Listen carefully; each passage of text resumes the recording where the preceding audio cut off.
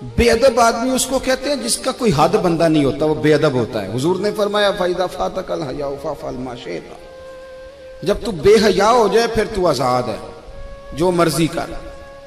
नबी पाक अलैहिस्सलाम से बड़ा कोई नहीं सिवाय अल्लाह के। पता है आपको, बाद अज खुदा बुजुर्ग तुई किससे मुख्तसर। नबी करीम सल्लल्लाहु अलैहि वसल्लम से बड़ा कोई नहीं कि हुजूर को किसी का अदब करना हो, लेकिन हुजूर की रजाई में दूध पिलाने वाला जनाब हलीमा जब नबी पाक से मिलने आई तो मुस्लिम में लफ्ज मौजूद हैं। हुजूर मिंबर पे थे, अल्लाह के रसूल खड़े हो गए और अपनी चादर बिछाई, माँ को बिठाया, हालांकि सबसे बड़े हुजूर हैं। हजरत अबू बकर सिद्दीक रदी अल्लाह तआला अन्हु फरमाते मेरे वालिद बूढ़े थे, आंखों से नाबीना थे। फतेह मक्का पर उनका इरादा बन गया मुसलमान होने का। मैं बड़ा राजी था कि मेरे बच्चे भी मुसलमान हैं, पोते नवासे भी मुसलमान हैं। अल्हम्दुलिल्लाह मेरे अब्बा भी मान गए। कहते हैं जब मैं उन्हें ले करके हुजूर की बारगाह में गया ना, नाबीना थे वो, ले करके गया तो अल्लाह के रसूल खड़े हो गए और हुजूर ने ऐसा जुमला कहा कि मैं रो पड़ा। महबूब फरमाने लगे अबू बकर अगर इनका इरादा बन गया था कलमा पढ़ने का तो इस बूढ़े को क्यों तकलीफ दी, मुझे बताते मैं घर आके कलमा पढ़ा जाता। आप इसको एजाज समझे भाई। जो नौजवान कहता है ना मैं बड़ा तेज हूं, अब हमारे यहां ना बेबाकियां बड़ी हैं, जो मुंह में आया कह के छोड़ना है। कहते हैं जी मैं जी सच्ची बात करता हूं जी, किसी को तकलीफ भी हो तो मैं तो कहता हूं सच तो बड़ा मीठा होता है, उसे तो तकलीफ होती नहीं। असल में आपने सच में मिर्चें बड़ी डाल दी, इसलिए कि सामने वाले को दिक्कत हुई है। सच बोलने पर तरीके से बोले, आप बेबाक ना बने। आप जो मुंह में आता है आप कह देते हैं, तो अदब करें।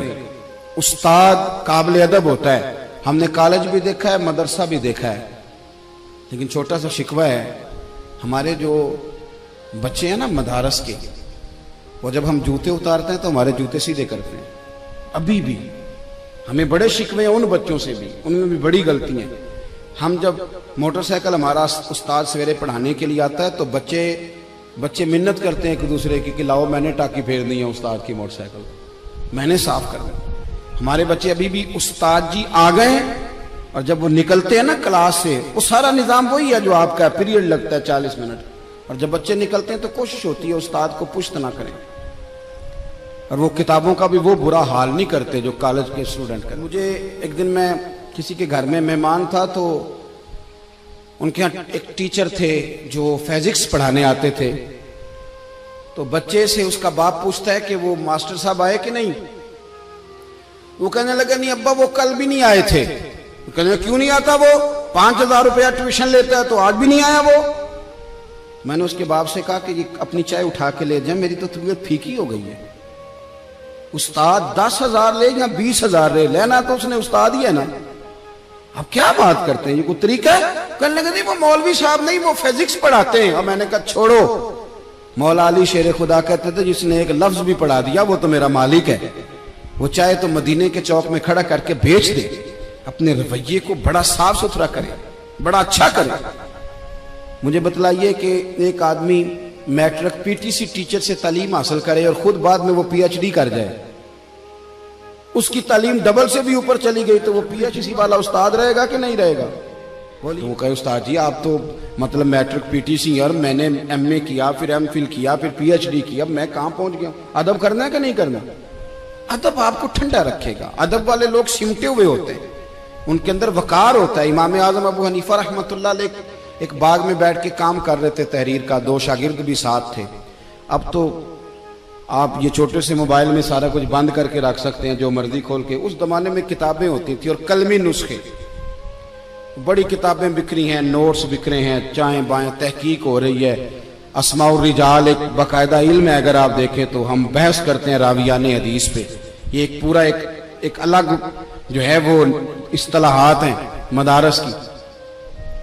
तो बड़ा मेहनत वाला काम हो रहा था, चीजें बिखरी हुई थी। अचानक ना बच्चे बाहर बाग में खेल रहे थे, ना गेंद गिर गई तो वो बच्चा आ गया गेंद उठाने। अब कितने शागिर्द हैं साथ, वो सारा कुछ है। इमाम आजम बच्चे को देख के, बच्चा 10-12 साल, फटाफट उठे, कागजात बिखर गए, चीजें आगे पीछे हो गई। अब इमाम साहब दोबारा बैठे, बच्चे के इस्तकबाल को अदब कोट खड़े हुए, दोबारा उठे, दोबारा बैठे, चीजें समेटी। अब कुछ कागज मिल नहीं रहे, मसला बन गया। बच्चा खेल रहा था, कुछ और बच्चे, थोड़ी देर के बाद फिर गेंद आई तो चूंकि उसकी ड्यूटी थी वो फिर आ गया। इमाम साहब फिर उठे, कागज फिर बिखर गए।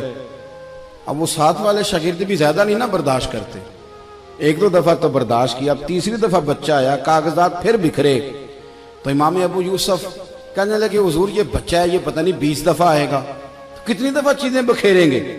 तो इमाम साहब फरमाने लगे अबू यूसुफ तूने बैठना तो बैठ, नहीं बैठना तो ना बैठ, ये 100 दफा भी आया तो मैं उठ के खड़ा होऊंगा। हुजूर कौन है ये बच्चा? फरमाने लगे मेरे उस्ताद का पोता है, मेरे उस्ताद का। एक पंजाबी का मिसरा है, अगर आपकी समझ में आ गया तो ठीक है, ना आया तो फिर भी ठीक है। एक पंजाबी का मिसरा है, किसी दरवेश ने कहा था असला नाल जे नेकी करिए वो नस्लां ताक नहीं भुल दे, ते बेअसलां नाल नेकी करिए ते फुल कंडियां नाल तुल दे। हमेशा असातिज़ा के तो लोग पोतों नवासों का भी है, और मैं दलील दे सकता हूं कुरान पाक से, वकान अबूहु मसालिहन। अदब ना छोड़ना, अदब बड़ी आला चीज का नाम है। अदब वाले लोग हुस्न वाले होते हैं, उनके लबो लहजे मीठे होते हैं, उनसे मिल के माँ बाप असातिज़ा मशाइख हर बंदा राजी होता है कि यह अदब वाला है। इकबाल कहने लगे अदब पहला करीना है मोहब्बत के करीनों में। हजरत मुहद्दिस इब्न जौज़ी ने लिखा है कि हजरत हबीब अजमी एक बुजुर्ग थे, उनके पास एक शख्स अक्सर आता था, बड़ा मालदार था, एक ही बेटी थी, वो भी टांगों से माजूर थी। तो आप अक्सर उसको कहते हैं कि तू तौबा कर, अल्लाह की बारगाह में रुजू कर। एक वक्त ऐसा आता है कि फिर इंसान का जब कोई अपना नहीं रहता फिर उसे मुसल्ला याद आता है, लेकिन अगर मुसल्ले की आदत बचपन से पड़ जाए ना तो फिर जरा आसान होता है अल्लाह से दिल लगाना। वो अक्सर आप उसको कहते हैं कि ठीक हो जाए, एक ही तो बेटी है, वो भी बेचारी माजूर है, तो कहाँ दौलत ले जाए। आज करता हूँ, हम तारीखें देते रहते हैं ना अल्लाह ताला को माज अल्लाह के, रमजान से मैंने नेक हो जाना है, उम्रा करके आऊंगा तो फिर मैं पक्का नमाजी हूँ। खुदा के बंदो, किसने तुझे बताया कि रमजान तक तू जिंदा रहेगा? किसने खबर की कि उम्रा करने तक तू बचेगा? हजरत हबीब अजमी उसको कहते तो कहता बड़ी जल्दी ठीक हो जाऊंगा। एक दिन सवेरे सवेरे तौबा करने आ गया। आपने फरमाया क्या हुआ? तो कहने लगा हजरत जी कल एक 15 साल का नौजवान मिला है और मुझे तौबा करा गया। मजा ही इस उम्र में अल्लाह अल्लाह करने का। नबी करीम से मोहब्बत भी करनी हो तो यही उम्र है। इश्क लगा सी खेडा खेड दी नूं ते फिर मैनू खेडा भुल भुल गईयां। कज्जल पाया सी मैं यार दे वेखणे नूं, फिर ओदी याद च रोंदियां ही डुल गईयां। हैदर शाह इस गली कदे न रुलदी, पर हुण ते रुलदी रुलदी रुल गईयां। जिन लोगों ने अबू जाल को कत्ल किया था उनकी उम्र भी 15 साल थी। हम तो बड़े ही नहीं ना होते सारी जिंदगी, ना हमें को बड़ा होने देता है, हम बड़े ही नहीं होते। यही तो उम्र है कुछ कर गुजरने की। 15 साल का नौजवान तौबा करा गया। तो हजरत हबीब अजमी कहने लगे वो कैसे? कहने लगा हजरत जी मैं कल मंडी गया था, मुझे कुछ सामान खरीदना था, तो बगदाद के बाजार से मैंने मछली खरीद ली 10 किलो, बाकी भी सामान तब खुद ले जा नहीं सकता था। तो मजदूर आपको पता है बेचारे आज भी सड़कों पे बैठे हैं। तो मजदूर बैठे थे तो उनमें एक नौजवान 14-15 साल का, चेहरे पे बड़ी रोशनी।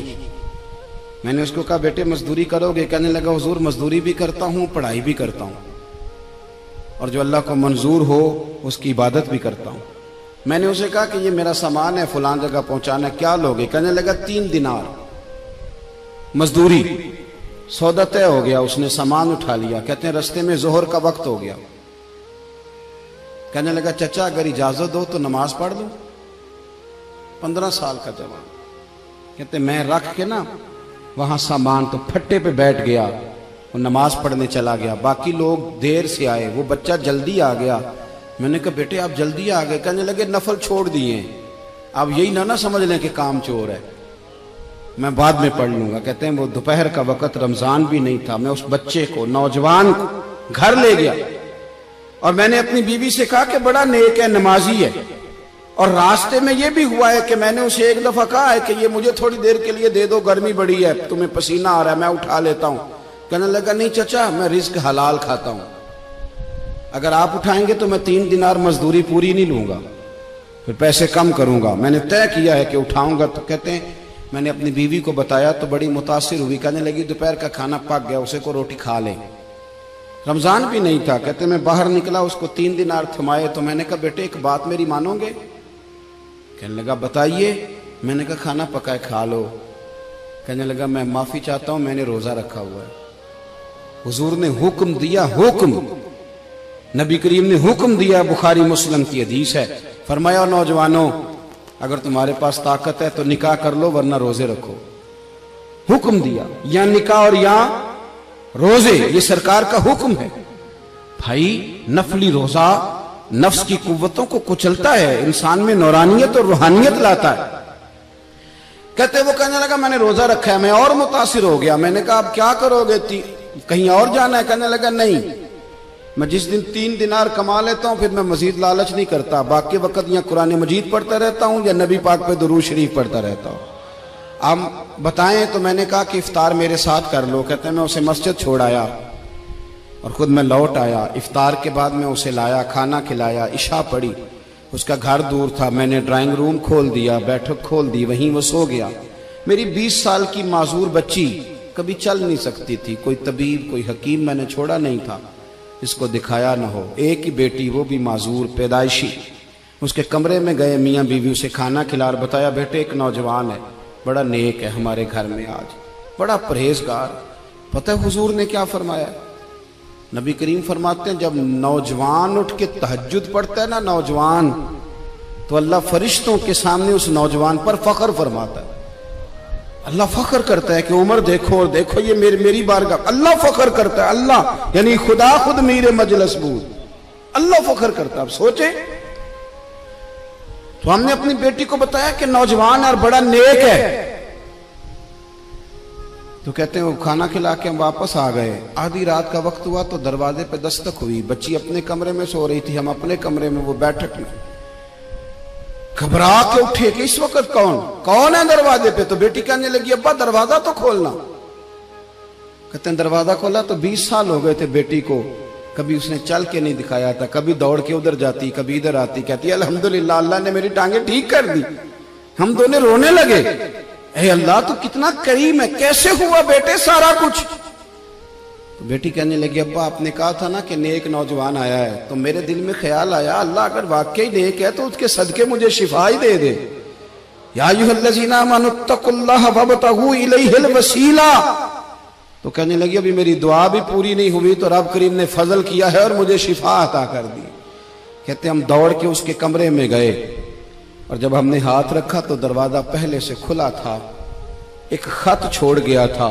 आजकल के पीर की करामत होती तो फेसबुक पे दे देता, बाकियों को भी जरा भूल पता चले। कहते हैं वो खत छोड़ गया अपने बिस्तर पे कि अगर तुम लोगों को मुझसे मोहब्बत हो गई है तो मेरे पीछे ना दौड़ना, उस रब की बारगाह में झुकना जिस रब ने मेरे ऊपर भी फजल फरमाया है और आप पर भी करम फरमाया।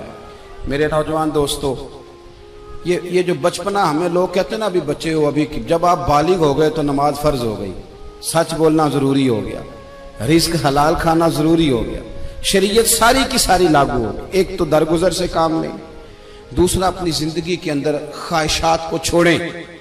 सादा खाना तो वैसे ही इंसान को तंदुरुस्त रखता है। ये जो चक्कर हमने डाला हुआ है ना मर्जियां करने का, अब मोटरसाइकिल बिल्कुल अच्छी भली होती है पर सिफारिश ये है कि मॉडल पुराना हो गया है, तो ये तो कमजोर लोगों की अलामत है। नौजवान दोस्तों, अजीज बच्चों, एक बात जिंदगी में पल्ले से बांध लेना, जिंदगी में ख्वाहिशात ज्यादा ना बढ़ाना। दुनिया में सबसे मजबूर आदमी वो है जो अपनी ख्वाहिश का गुलाम है, जो अपने नफ्स का मुरीद है। ना ख्वाहिशें बढ़ाना, मतलब घर में सुबह का नाश्ता करते वक्त ये प्लान करना कि आज शाम मैंने बर्गर खाना है, ये दुरुस्त नहीं है। दोपहर की रोटी घर में अच्छी पकी हुई है, अम्मा ने पसीना उठा के पकाई है, पर साहब कह रहे हैं नहीं मेरा नफ्स कहता है कि आज मैंने ना पिज़्ज़ा ही खाना है। नफ्स की ख्वाहिशात को ना बढ़ाना, ये बंदे को गुलाम बना लेती। दुनिया में ज्यादातर गुनाह रोजी रोटी के लिए नहीं होते, कि जो लोग जुर्म करते हैं, डाके डालते हैं, करप्शन करते हैं, ये ज्यादातर नफ्स की ख्वाहिशात के लिए। इन्हें दूसरे की गाड़ी परेशान करती है, इन्हें बंगला परेशान करता है।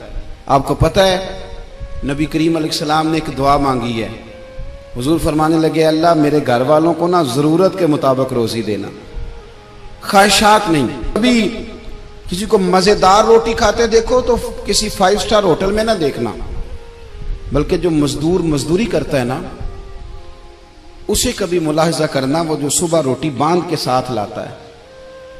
2 रोटियां जब वो लाता है तो रोटियों के बीच अचार होता है, और दोपहर का जब वक्त ढलता है तो साहब वो अचार ज्यादातर पोने को लग जाता है कपड़े को,